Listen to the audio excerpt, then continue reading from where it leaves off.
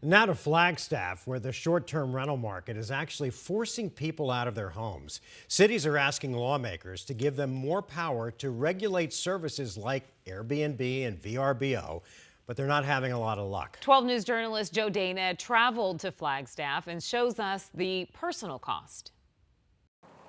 Hey, Joe Dana here in Flagstaff. I want to show you how the short-term rental market, although convenient and profitable for some, can really be devastating for others. And look no further than Unit 203.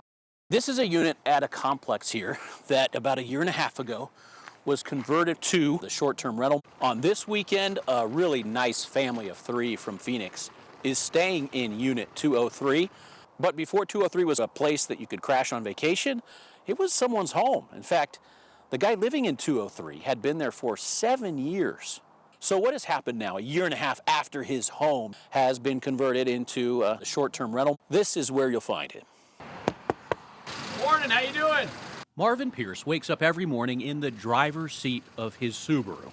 But in life, he feels like a passenger on a wild ride. I have the hope that all this is for a reason, you know?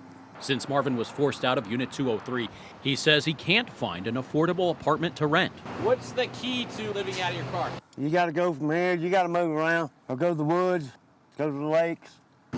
Marvin has a plan and a job working at this Flagstaff barbershop, scraping together savings. But he'll need more than that. We got to have some help. Cities like Flagstaff are taking some steps. We're doing as much as we can, and we have a housing department that's dedicated to this very issue. And you'll find many construction sites for new apartments. But housing inflation can feel like a runaway train, and the short-term rental market is reducing options further. Flagstaff City Councilman Jim McCarthy says it's too tempting for many property owners not to convert their houses or duplexes into short-term rentals. McCarthy himself is a landlord. I continually get in the mail offers telling me that I should, kick out my renters and use it as a short-term rental, in effect a hotel. The company that owns this apartment complex says there's more to the story about why Marvin had to leave. They say major renovations were needed here, requiring big investments, and renting units for vacationers has helped pay for those investments.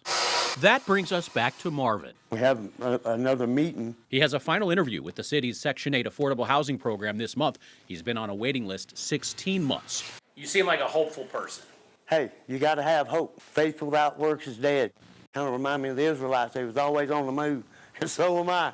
Seeking the promised land, an affordable place to rent. The City of Flagstaff's housing director declined to discuss the impact of short-term rentals, telling us in a statement, while difficult to measure, the conversion of existing housing units into short-term rentals further complicates the housing shortage Flagstaff and many other communities around the country are experiencing. In Flagstaff, Joe Dana, 12 News.